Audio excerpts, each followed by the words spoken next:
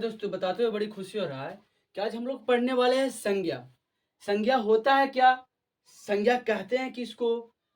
संज्ञा कितने प्रकार के हैं? 5 मिनट में पढ़ लेंगे। 5 मिनट तो बहुत ज्यादा है, 2 मिनट में पढ़ लेंगे और जिंदगी भर नहीं भुलाएंगे। ठीक है, तो चलिए हम लोग शुरू करते हैं संज्ञा। तो देखिए संज्ञा है क्या, हम लोग जानेंगे संज्ञा है क्या। पहले तो किसी व्यक्ति, वस्तु, स्थान, नाम, भाव का बोध हो, उसी को संज्ञा कहते हैं। चाहे किसी व्यक्ति का नाम हो, चाहे किसी वस्तु का नाम हो, चाहे किसी स्थान का बोध हो, यानी नाम है संज्ञा। कोई बात, कोई दिक्कत? कोई दिक्कत नहीं। जैसे राम, जैसे राम, कलम, पटना, सब क्या है? संज्ञा है। जो कुछ भी यहाँ है सब कुछ संज्ञा है। ठीक है, हम लोग जानते हैं कि संज्ञा के 5 भेद होते हैं। संज्ञा के 5 भेद होते हैं।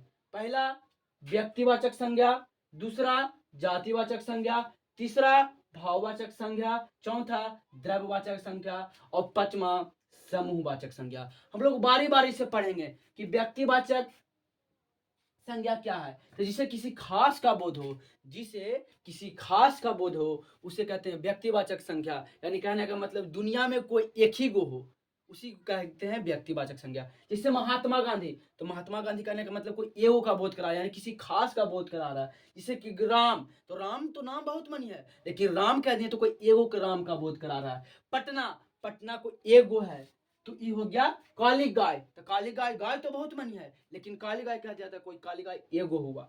ठीक है, तो व्यक्तिवाचक खत्म।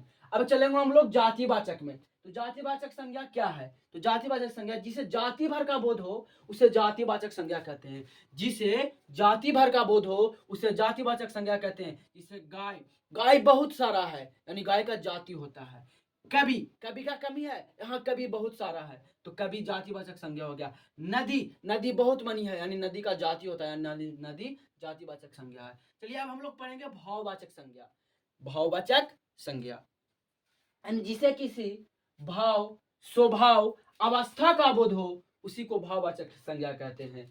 जैसे सुंदरता, जैसे सुंदरता, बुढ़ापा, अच्छापन, बुरापन, सब क्या हो गया? भाववाचक संज्ञा हो गया। यानी जिसे स्वभाव का पता चले, जिसमें भाव का पता चले, उसका अवस्था पता चले, गोरा कारा, ये सब क्या हो गया? भाववाचक संज्ञा हो गया। अब हम लोग पढ़ेंगे द्रव्य। द्रव्यवाचक संज्ञा किसे कहते हैं? तो द्रव्यवाचक संज्ञा जिसे माप तौल का बोध कराया जाता है, उसी को हम लोग द्रव्यवाचक संज्ञा कहते हैं। जिसे सोना, दूध, पानी, घी इत्यादि, यानी जिसको मापते हैं, तौलते हैं, उसी को बोलते हैं द्रव्यवाचक संज्ञा। एक होता है समूहवाचक संज्ञा। तो समूहवाचक संज्ञा किसे कहते हैं? तो जिसे समुदाय का बोध हो या समूह का बोध हो, उसे समूहवाचक संज्ञा कहते हैं। जिसे सेना, सेना, मेला, मंडली, गिरोह। तो अगर अच्छा लगे तो लाइक करें, सब्सक्राइब करें, आगे बढ़ें।